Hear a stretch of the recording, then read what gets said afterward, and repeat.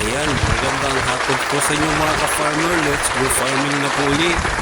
Katatapos lang po kumain ni Junjun ng feeds. Ayan, damo naman ng binabanatan.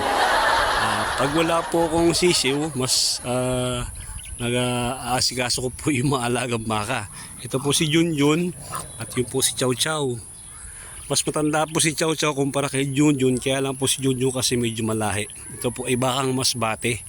Nabili ko po siya mga 6 months ago sa halagang 37,000 pesos. Maganda rin po itong pang salit sa manok kapag wala kayong pag wala akong alagang manok, ang pinagkakaabalahan ko po ito pong baka at yung ilang pirasong baboy ko. Ito po yung nabili ko sa Sariaya, halagang 37,000.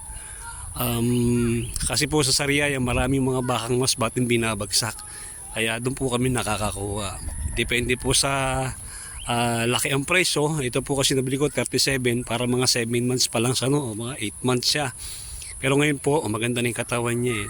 Ang ilap po niya nung binili namin sa Sariaya, talaga nung dinala po sa dito, ang tali niya po ay doble-doble.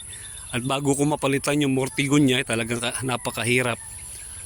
Ang baka naman po kapag kagaling sa wild, talagang nanunuwag pa. Pero habang lumalaki, napapakain nyo sila, natuturuan nyo sila maging maamo.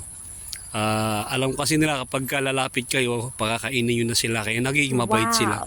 Pero pag hindi po nila amo, ay medyo may po sila, may konting kulit. Ayan, share lang po ng aking mga alaga dito sa aking munting farm. Pag wala pong manok, sa baboy po tayo at sa baka. Marami pong salamat sa inyo mga ka-farmer. Paki-like naman po yung ating video at paki-subscribe naman po. Maraming salamat po sa inyo. Mabuhay po kayong lahat.